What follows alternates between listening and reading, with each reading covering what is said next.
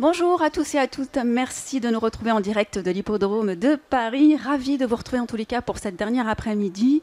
Alors l'événement LAREF en partenariat avec le MEDEF, l'après-midi est dédié à l'attractivité et à l'engagement.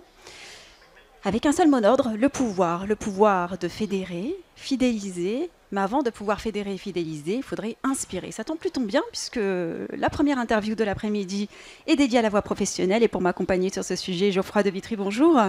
Bonjour Linda. Alors vous êtes haut commissaire à l'enseignement et à la formation professionnelle. Avec vous, on va parler de la réforme qui a marqué un grand tournant lors de cette rentrée. Qu'est-ce qu'on peut en savoir déjà à ce stade ? La réforme des lycées professionnels a été annoncée, pensée, actée en mai 2023. Et je tiens à saluer le travail de Carole Grandjean, qui était la ministre déléguée à l'enseignement et à la formation professionnelle. Et depuis, elle est dans une phase d'application. À la rentrée prochaine, il y a des mesures importantes de cette réforme qui vont entrer en œuvre. Entrer en vigueur, c'est par exemple l'année différenciée en terminale. C'est-à-dire que l'année terminale, les 6 dernières semaines de l'année terminale vont être adaptées à ce que l'élève souhaite faire après. S'il veut s'insérer directement dans l'emploi, ce sera 6 semaines de stage. S'il veut poursuivre ses études, ce sera 6 semaines de préparation à la poursuite d'études. Parce qu'aujourd'hui, il y a à peu près un élève sur 2 en lycée professionnel qui souhaite poursuivre ses études, qui échoue en BTS. Et c'est contre cela que cette mesure veut lutter. On transforme également la carte des formations chaque année pour adapter les métiers que l'on apprend aux métiers que l'on attend. C'est le cas pour des formations dans l'industrie, pour les formations dans le tertiaire. Donc avec les conseils régionaux, l'État essaie d'adapter la carte des formations. On va également mettre en œuvre une mesure généralisée cette année qui s'appelle Avenir Pro pour accompagner les élèves de terminale avec des conseillers France Travail et Mission Locale pour qu'ils connaissent mieux le marché du travail et pour que les élèves bénéficient d'un accompagnement individualisé après le bac s'ils en ont besoin. C'est principalement les réformes, les mesures de la réforme des lycées pro qui entrent en œuvre ou sont généralisées cette année. On devine que finalement, derrière toutes ces réformes, l'idée, c'est quand même d'adapter la voie professionnelle et ses formations au marché, aux entreprises. Déjà, est-ce que c'est le cas et quels sont les métiers les plus plébiscités ? Exactement. Cette réforme, elle est faite pour l'insertion des élèves dans l'emploi durable, ou pour leur permettre de poursuivre leurs études dans de bonnes conditions. Mais évidemment, ça passe par une adaptation aux besoins de l'économie. Donc il y a un travail précis qui est fait sur l'identification de ces besoins et ensuite de mise en relation des entreprises et des écoles pour que des liens se créent et pour que les formations qui sont dispensées en lycée professionnel correspondent aux attentes. Alors, quelles formations ? Dans l'industrie, par exemple, on a, et vous le savez, énormément besoin de main-d'œuvre. Ce qui se passe, c'est qu'on essaie d'ouvrir des places dans les formations industrielles avec un effort d'attractivité qui est fait en lien avec les régions, évidemment les branches et les entreprises elles-mêmes. On essaie de transformer des formations existantes pour qu'elles collent davantage, si je puis dire, aux besoins de ces formations industrielles. C'est le cas, par exemple, dans la transition écologique, dans les métiers du froid, c'est le cas des métiers chauffagistes, dans la cybersécurité également, dans les métiers d'avenir, la transition numérique. Est-ce qu'il y a des partenariats qui sont noués entre finalement les établissements, les entreprises ? Est-ce que vous encouragez ces initiatives ? Est-ce que vous avez des cas d'usage à nous présenter ? Bien sûr, il existait déjà beaucoup de choses avant la réforme.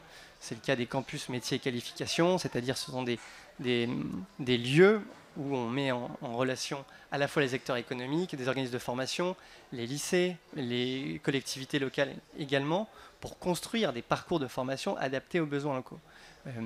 Un exemple précis, c'est le projet For Industry, qui est un projet pour mieux faire connaître l'industrie, qui a été monté dans un CMQ, dans un campus et métiers de qualification, en lien avec l'UMM, avec l'éducation nationale, et qui est présenté à des dizaines de milliers d'élèves. Voilà, c'est un exemple. On a aussi, dans la réforme de l'enseignement professionnel, une nouveauté depuis l'année dernière, c'est le bureau des entreprises et des responsables des bureaux des entreprises. Dans chaque lycée professionnel, il y a un bureau des entreprises qui est en charge de faire le lien entre les entreprises et l'élève et l'équipe pédagogique pour développer le lien entre le lycée et l'entreprise. Alors ça, c'est dans le concret, mais on sait que l'écueil dans notre pays, c'est quand même l'image de la voie professionnelle. Ça a toujours été un frein, ne serait-ce qu'aussi pour l'apprentissage. J'imagine que cette réforme a aussi pour objectif de redorer cette image. Est-ce que c'est aisé dans un pays où culturellement on a toujours prôné finalement les filières générales ? Je ne vais pas vous dire que c'est facile, mais en tout cas c'est ce à quoi on s'attelle. Il y a des signaux plutôt positif. On constate un regain d'intérêt pour la voie professionnelle, une augmentation du nombre de demandes d'orientation en voie professionnelle, parce qu'il y a énormément d'élèves, de collégiens, qui ont des idées de plus en plus précises de ce à quoi ils veulent se destiner et qui choisissent des formations professionnelles. Donc il faut conforter, consolider cette dynamique et en même temps mettre en œuvre les mesures que j'ai décrites précédemment pour adapter les formations aux besoins. Je voudrais juste dire aussi qu'il y a un événement très important dont vous avez peut-être entendu parler, c'est les World Skills, c'est les Olympiades des métiers qui ont lieu à Lyon du 10 au 15 septembre et qui mettent à l'honneur énormément de métiers de la voie professionnelle. Et c'est par ce type d'initiative aussi qu'on permet de la rendre attractive, cette voie professionnelle. Il y a un top 3 des métiers qui tirent son épingle du jeu? Je ne saurais vous dire, mais il y a énormément de formations dans la cybersécurité, dans la transition numérique, oui, qui sont effectivement assez attractives. Alors, j'imagine qu'aussi le rôle du professeur est un enjeu dans ces métiers. Son rôle est même crucial. Est-ce que des formations sont prévues aussi pour les équipes éducatives derrière? Bien sûr, il y a un plan de formation des enseignants en voie professionnelle. D'abord, les enseignants en voie professionnelle sont déjà formés au lien école-entreprise parce que pour certains d'entre eux, eux-mêmes étaient d'anciens professionnels. Mais on a un plan national de formation pour les enseignants en voie pro avec des modules sur la relation école-entreprise, sur le fonctionnement de l'entreprise. On souhaite aussi favoriser les immersions des enseignants en entreprise.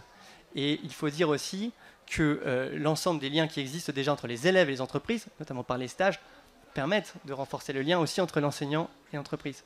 L'éducation nationale a énormément progressé sur le lien avec l'entreprise, et ça, les entreprises nous le disent.